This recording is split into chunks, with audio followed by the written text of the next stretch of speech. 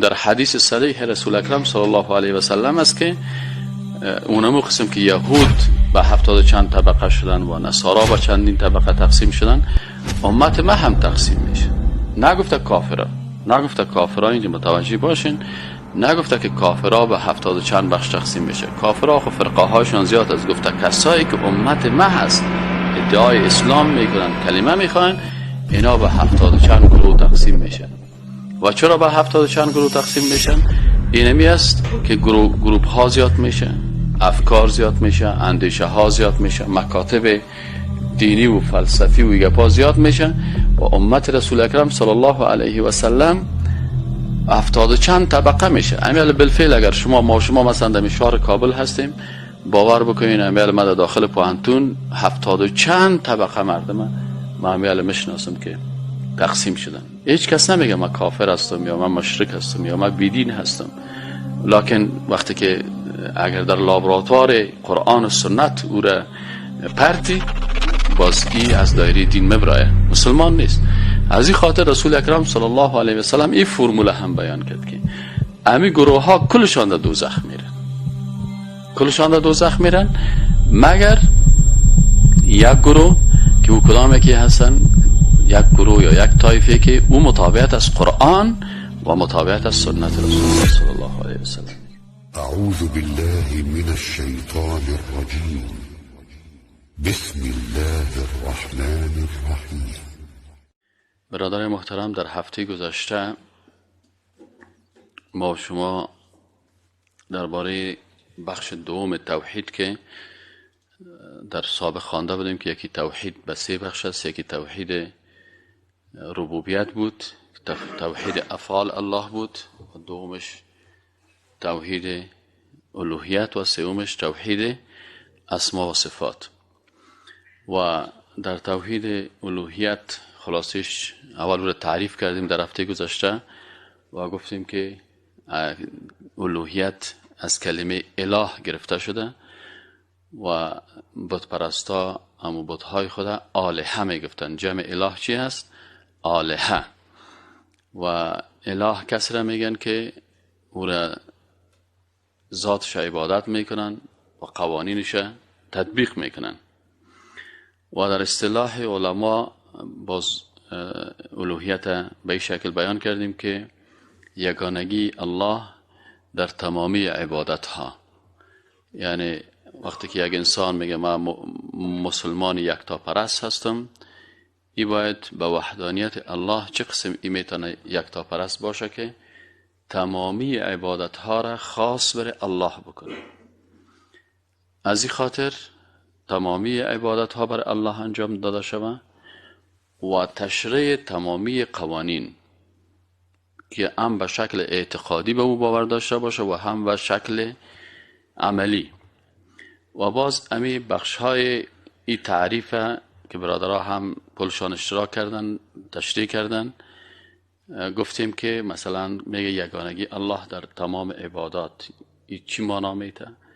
معنایش مطابق آیت شریفی که ایاک نعبد و ایاک نستعین، یعنی عبادت تخصیص است. اینجا علما زیادتر ما که در درس میخواندیم در پوهنتون ها اینجا باز چون مسلکی سرش بحث میکنه، فقط همون ساده شی است که اصلا نعبدک اللهم میگفتن قبل از اسلام، یعنی قبل از آمدن پیغمبر ما حضرت رسول اکرم صلی الله علیه و سلم.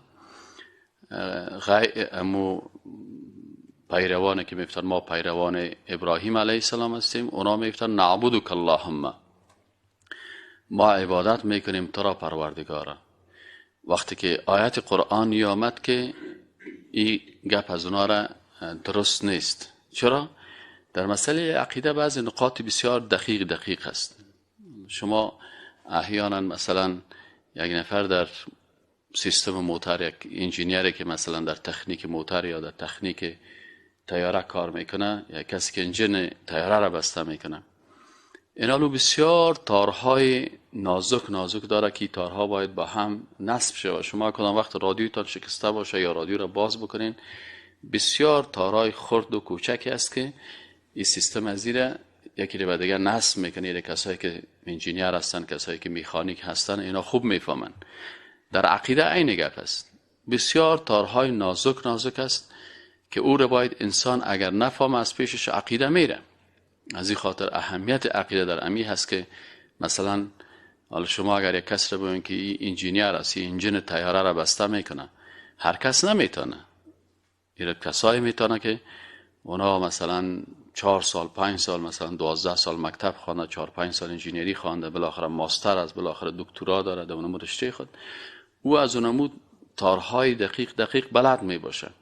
اما اگر هر کسی بخیزه بگه که والا صاحب من انجینیر هستم و من میتونم که انجین طیاره را بسازم، والا که بگم اگر بسازم کس سر گپ از او باورم نمیکنه و گپش هم بی ارزش است.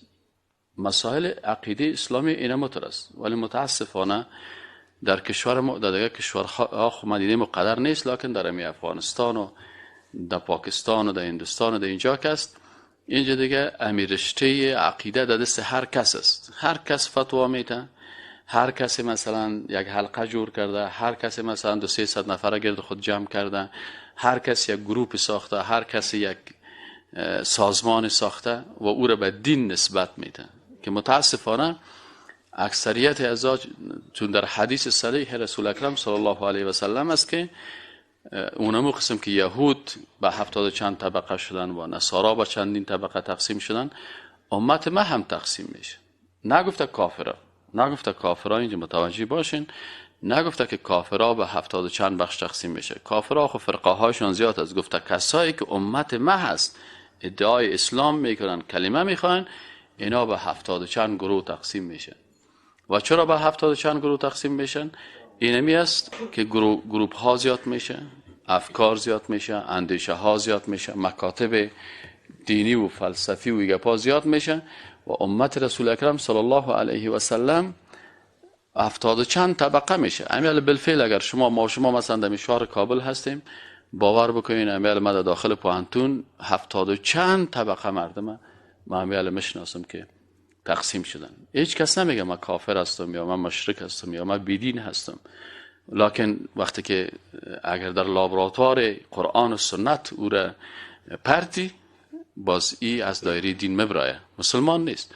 از این خاطر رسول اکرم صلی الله علیه و سلم این فرموله هم بیان کرد که امی گروه ها کلشان در دوزخ میرن، کلشان در دوزخ میرن مگر یک گروه که او کدامه که هستن، یک گروه یا یک طایفه که او مطابقت از قرآن و مطابقت از سنت رسول الله صلی الله علیه و سلم میگه.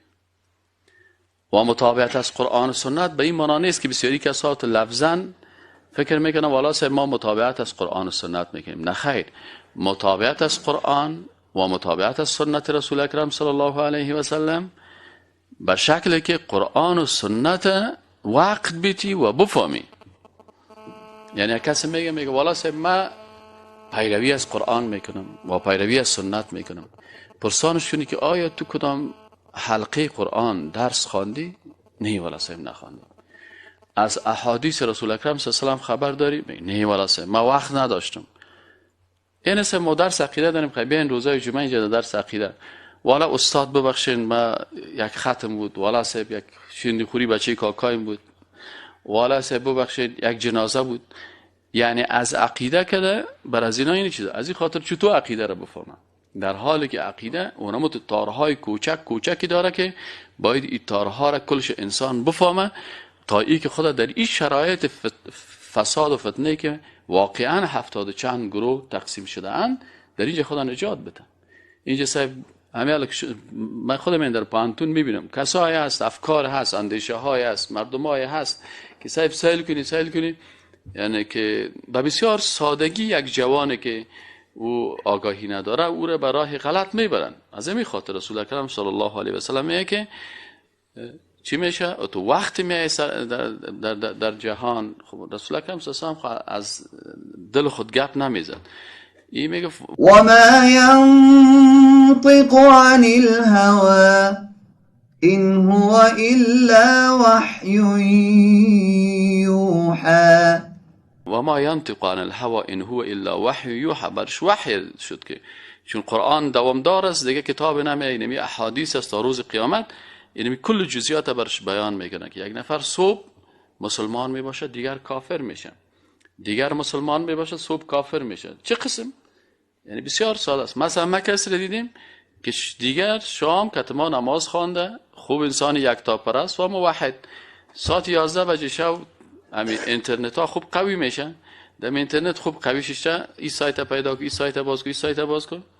سایت های هست که به نام اسلامی کفر تبلیغ میکنه، به نام اسلامی اندیشه کفری را تبلیغ میکنه، به نام عالم مسلمان شیشه صاحب مثلا قادیانی ها، ما شما نمیشناسیم قادیانی ها، همه به نام گروه احمدی نام خدا ماندن، در انگلستان مرکز دارن و فعلا تبلیغ میکنه. یک نفر شیشه صاحب لنگی سفید بسیار کلان و یک ریش بسیار کلان و چند نفر هم در مقابل از این شیشتن، این صاحب گپ زده میره، یک ساعت تبلیغش به اردو هست، یک ساعت تبلیغش به انگلیسی هست، بعض زبانهای مختلف تبلیغ میکنن، تفلکا کتشان شیشته و دین میگه. یک وقت میبینه که در 12 روز درسش گوش بگی، در درس 13 باز بر تشریح میکنه که غلام محمد که است این پیغمبر بود، بعد از حضرت محمد آمده و پیغمبر بود. و بسیاری کسا وقتی که درسای زیر متاثر میشن بالاخره کافر میسازه مردم.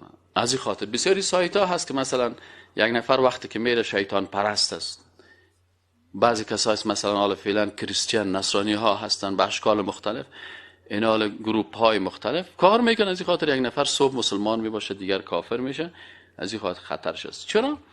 به خاطر از اینکه یک انسان مسلمان موحد که میگه من مسلمان هستم چرا زود شکار میشه و چرا از دایره اسلام خارج میشه؟ به خاطر از اینکه به درس عقیده و به مجالس اسلامی واقعا که قرآن و سنت بفهمه بسیار اهمیت کم میده. یعنی من متأکد هستم که اگر برای یکی از ما و شما که در این حلقه درس هستیم، اگر این امیل یک تلفن بیاید این 2 دقیقه و بر ما بگوید که امیل یک میمانی هست، من 100% مطمئن هستم حتی به شمول خودم ببخشین سعی والا می درس میلادم برم که یک میمانی است. این حال صحابه کرام قسم نبودن، از این خاطر اونا عقیده را درست میفهمیدن. از ما مثلا متواتر درس عقیده را بسیار کم برادرها هست، تعداد انگشت شمار که متواتر از درس اول تا به آخر آمده، یکی 1-2 هفته می، یکی 3 هفته می، یکی 4 هفته می، یکی 5 هفته می. باز ببینید باز او گروپ تبدیل میشه، باز او در اول درس نفهمیدن، بازی گروپ دیگه که می یا باز از وسط شروع میکنن، بازی گروپ یک کمک چیز میشه، باز گروپ سومی.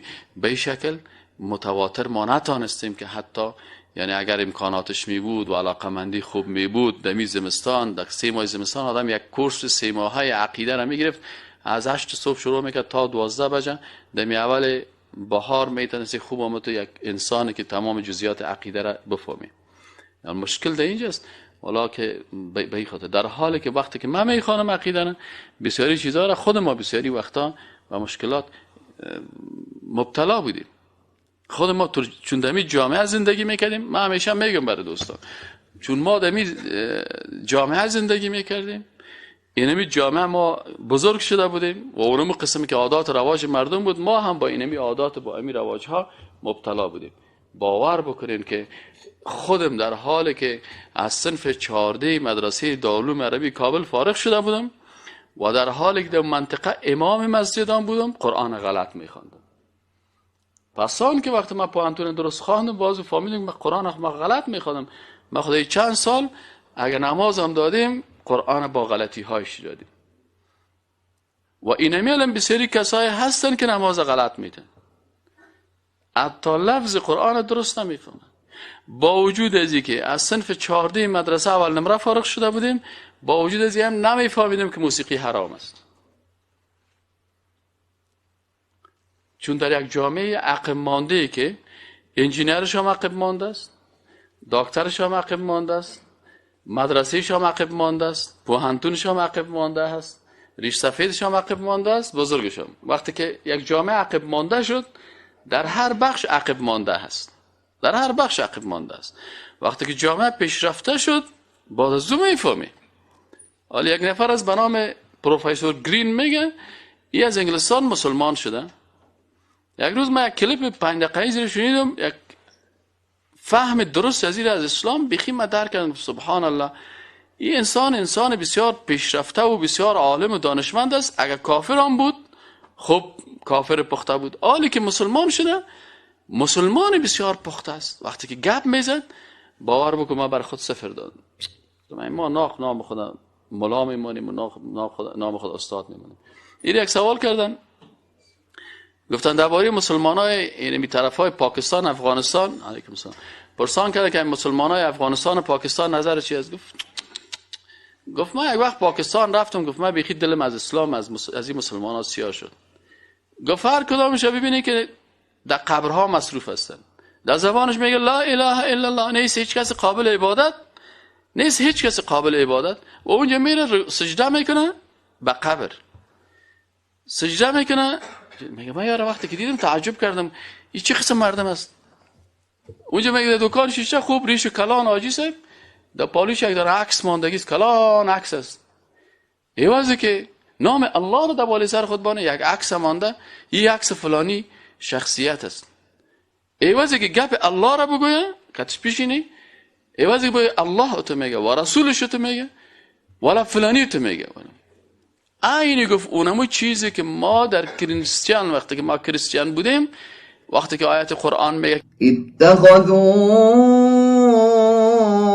احبارهم و رهبانهم اربابا من دون الله، اتخذوا احبارهم و رهبانهم اربابا من دون الله.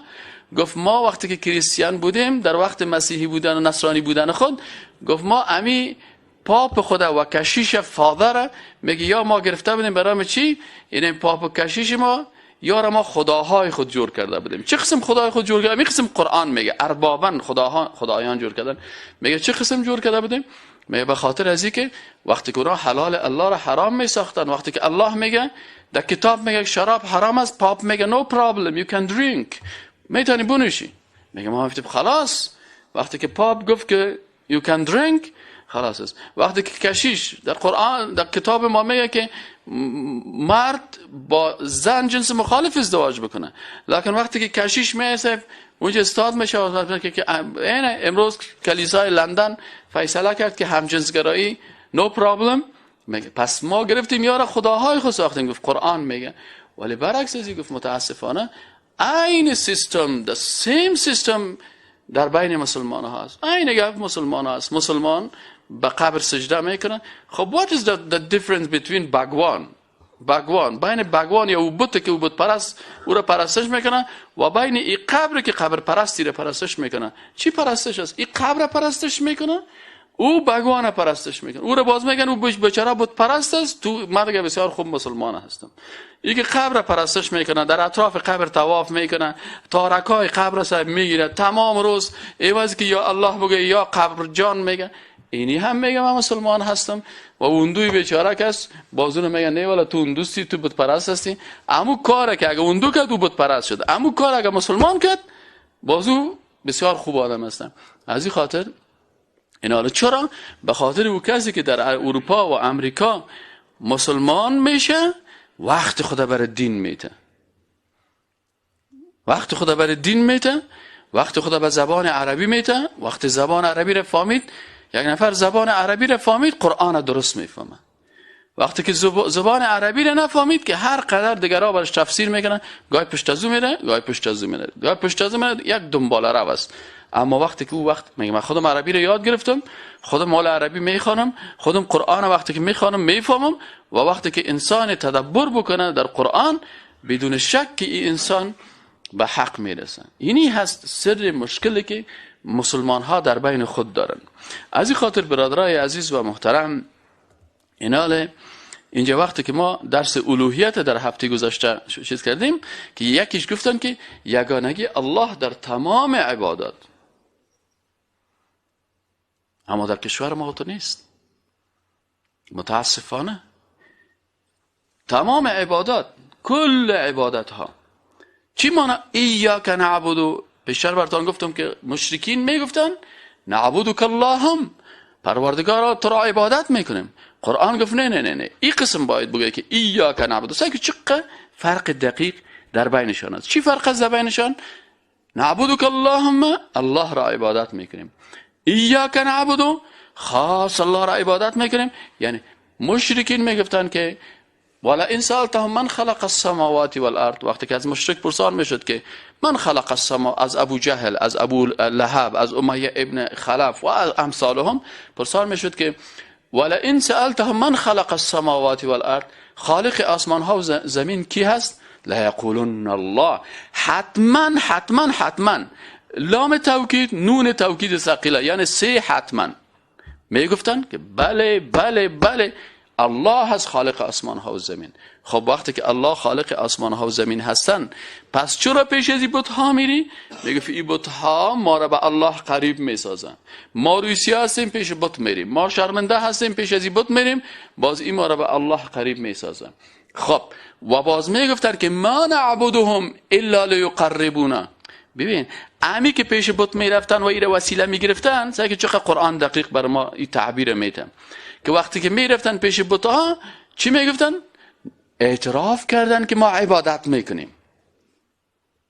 خود مشرک امی رفتن خدا و وسیله گرفتن بت به خاطر الله خودشان این عبادت حساب کردن. چرا؟ چون عرب بودن، میفهمیدن که امی کاری که ما میکنیم عبادت است. برشان گفتن که ولا ان سالتهم من خلق السماوات والارض، آسمان و زمین کی خلق کرده؟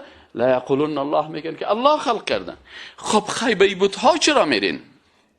این فلسفه میگه دمو جوی که او رفته دمو جوی باز او میره. در انگلیسی ها میگه the story is return. امی تاریخ که چی میشه؟ دوباره اعاده میشه. ما شما در چی میگیم؟ در جوی که او رفته باز او میره. یعنی دمو شرکی که سابقین مبتلا شده بود لاحقین هم مبتلا میشه. ما هم متاسفانه مبتلا میشیم. چرا؟ این گپ ببینین تکرار میکنن نمیکنن.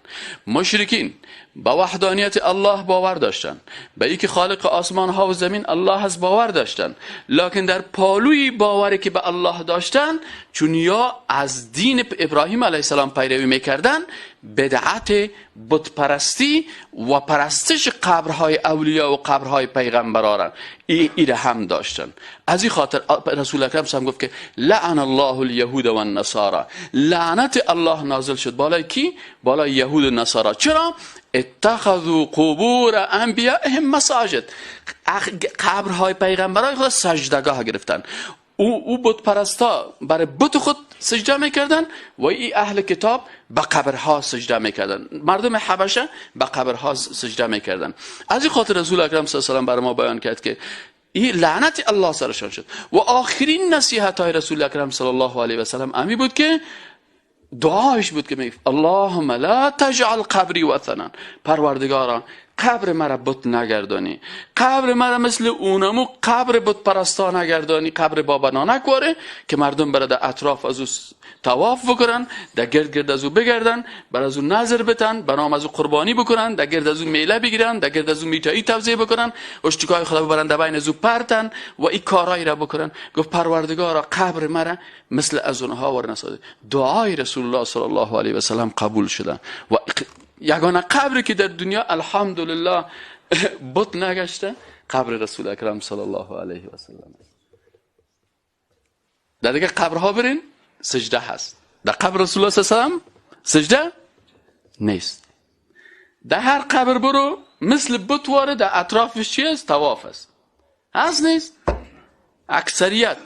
اما در قبر رسول اکرم صلی الله علیه و سلم در هر قبر مجالس ایدگاه و کلچه خوری و شنی خوری و میఠای خوری و توزیع شیر و ایگه پا هست، اما در قبر رسول الله صلی الله علیه و سلم نیست.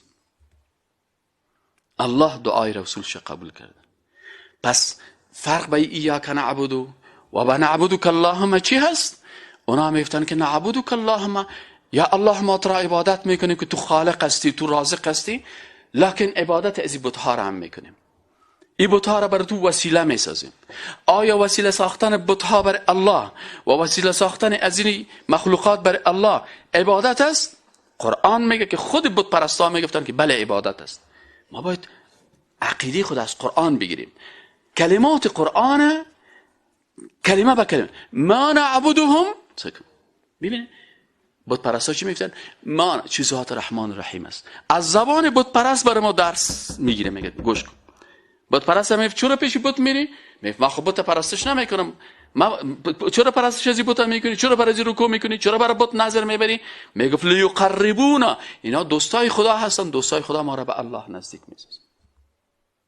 خب دوستای الله تو را به الله نزدیک میسازن. امی که پیش دوست الله میری که مرا به الله نزدیک بسازه، آیا این عبادت است یا نیست؟ قرآن میگه که خود مشرکین چی میگفتن؟ ما نعبدهم، ما اینا را عبادت نمیکنیم مگر به خاطر از این عبادت میکنیم که ما را به الله چی کنه؟ لیقربونا الی الله. پس اینمی عبادت شد. خب آل وقتی که پیش یک مخلوق رفتن و او را به خاطر که تو را به الله نزدیک بسازه، این عبادت به این مخلوق شد.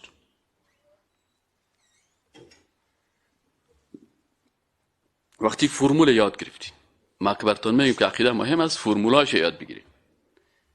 نه من ریاضی میخوانم لکن فرمولای ریاضی رو یاد ندارم. از کجا تو هیچ ریاضی نمیفهمی؟ من فیزیک میخوانم فرمولای فیزیک یاد ندارم. ما مثلا فلانی علم میخوانم فرمولاش یاد ندارم. فرمولش فقه است. فقه است. در فقه قواعد کلیه هست. کسی که قواعد کلی را اسلام نفهمه او فقیه گفته میشه؟ نه. از این خاطر کسایی که متخصص هستن در فقه اینا قواعد کلی رو ببینی کلش حفظ دارن. به اساس از اون میگه به اساس این قاعده این احکام صادر میشه. هر چیز از خود یک فرمول داره. عقیده عین قواعد و فرمول ها را داره. پس فرمول اول یاد گرفتی که رفتن پیش مخلوق و او را وسیله ساختن بر تقرب و نزدیک شدن به الله عبادت است یا نیست؟ هست نیست؟ نه چرا گپ نمیزنید؟ بگوید اگر است یا نیست؟ دلیل چی است؟ ما نعبدهم الا لیقربونا الی الله زلفا. خلاص این فرمول یاد گرفتیم. خب آل وقتی که او عبادت شد اونجا او عمل عبادت است. آل کسی که خیلی چی قسم به خداوند خدا قریب بسازیم؟ واسجد واقترب. قرآن چی میگه؟ به الله سجده کو قریب به الله قریب میشی. نه ای که بری به یک مخلوق سجده کنی، به او رکوع کنی، بر از او نظر کنی، باز او تو را به الله قریب بسازه. این چلیپاست. خب وقتی که این کار است، پس وقتی که باز دیگه آیت قرآن میگه که ایاک نعبدو، عبادت را خاص برای کی میکنیم؟ به الله. از این خاطر مشرکین یک چالبازی میکردن در جملات خود. میگفت نعبدک اللهم. آیسا بریالای ده او هفته تشریح کردی نه در اینجا که فرق بین ایاک نعبدو و نعبدک اللهم چی هست؟ کلگی در امیجا کسایی که در او هفته بودن خیستن جوانات تشریح کردن که فرق بین ایاک نعبدو و نعبدک اللهم ای است که در نعبدک اللهم مشرکین میگفتن هم الله را عبادت میکنیم و هم بعض عبادت ها را نظر به اخلاصش به او غیر الله 5%، 10%، 5%، 20%، 30%، ولو که 1.99 اونمو کلش در عبادت شامل میشه. این حال قرآن گفت که نه. این سیستم مشرکین غلط است که بگوی که ما تو را عبادت میکنیم یا الله، یعنی ما تو را هم عبادت میکنیم و غیر از تو را هم در بعض چیزا عبادت میکنیم.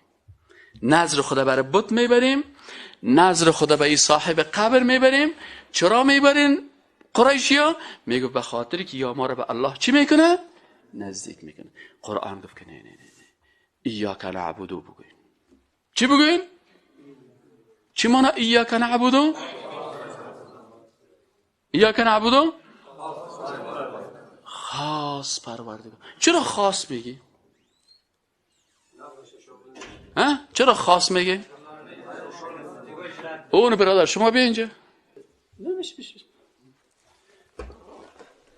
بسیار بد شده. خواهش میکنم بشه. من سوال مثلا اگر من مثلا برای خودت بگویم که نامت چیست؟ خوجه ابراهیم. خوجه ابراهیم سید.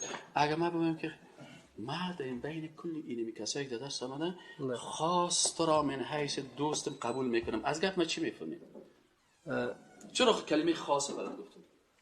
از بخاطر که دیگه جمع همه را قبول دارین ولی خاص در بین جمع را قبول میکنین. من دیگه دوست هست یا نیست؟ من خاص تو دوست هست. خاص خود من که دوست باشم بازدگاه دوست خاص شده نمیدانن دیگه. اینا وقتی که میگیم خاص تو دوست من هستی یعنی دیگرها دوست من نیستن. اگر کلتان میگیم که کلتان دوست من هستین تو دوست من هستی پس دیگرها اگر من رو بگه استاد سعی کن خواجه ابراهیم دوست من هست شما خفه میشین؟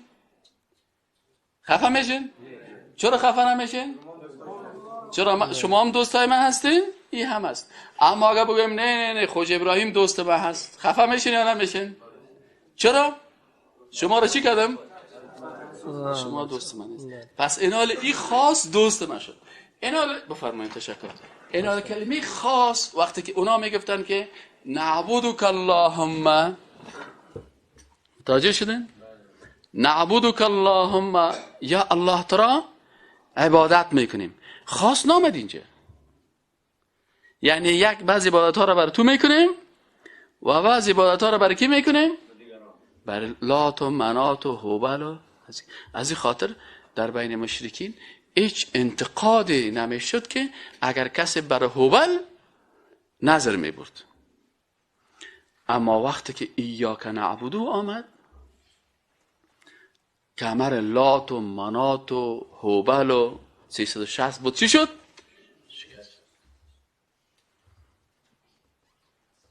این اصل و اساس عقیده هست. از این خاطر لا اله سکنین معنای لا اله را که درست گفتید که لا اله میگن لا اله الا الله که است این اخلاص عبادت و طاعت است برای الله. اخلاص چی را میگن؟ که یک کار فقط برای الله انجام داده میشه. از این خاطر در عقیده اسلامی ما عبادت به غیر الله نداریم. کدام نظری به نام نظر محمد صلی الله علیه و سلم داریم؟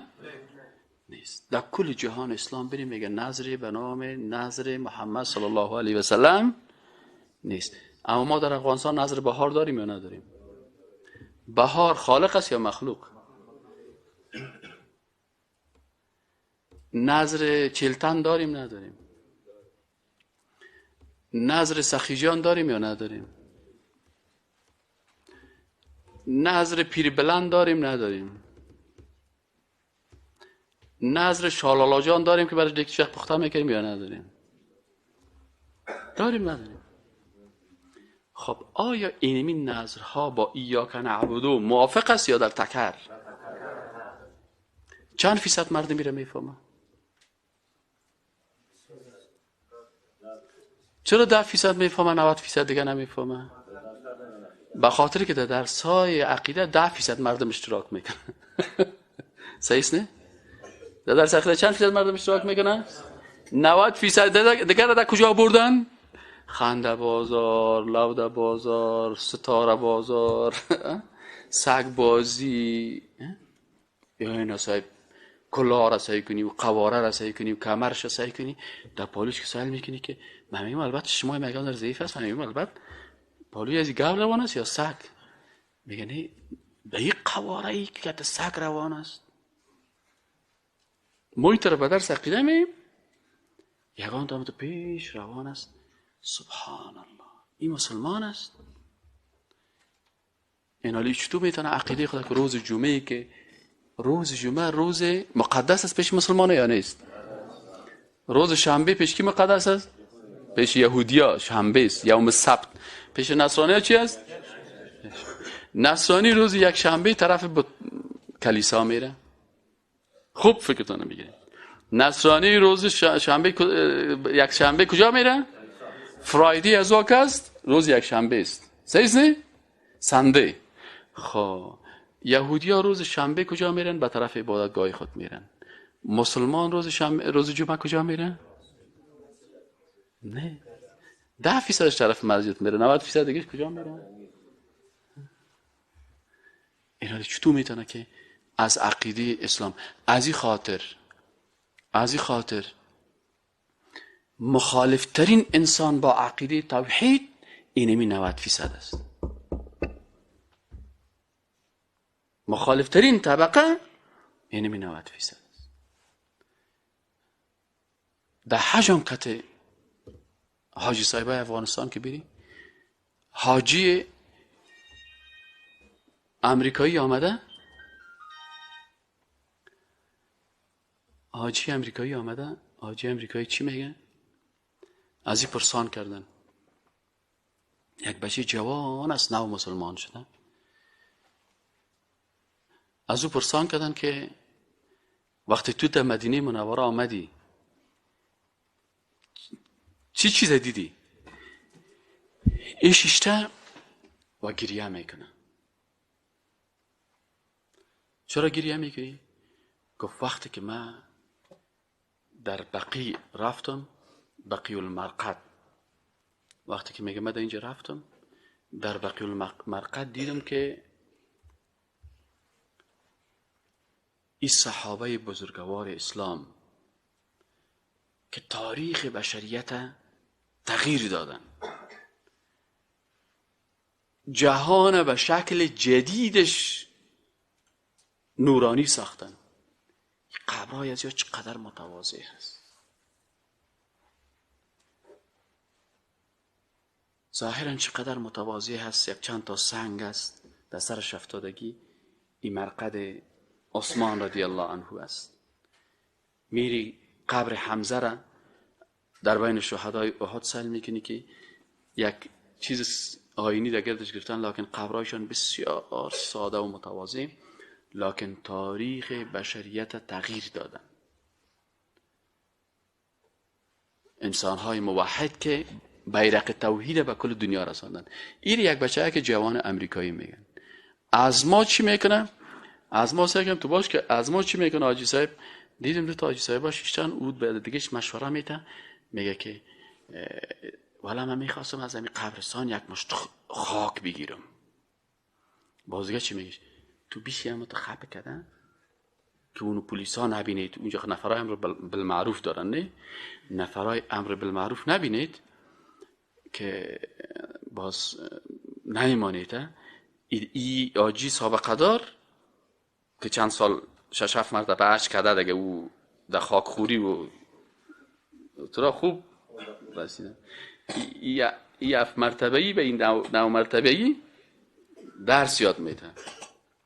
میگه بیشی همینجا که همینجا بیشی و فکر میکنه که همت شیشتی خب کرده از این پشت سر دستت همت یک مشت بزن دمی جیبت پر کن، مشت بزن دمی جیبت پر کن.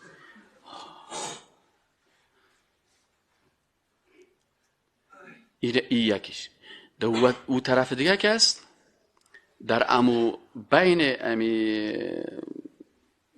قبرستان، در امی بقیع المرقد، اینجا قبر بی بی فاطمه الزهرا هم است.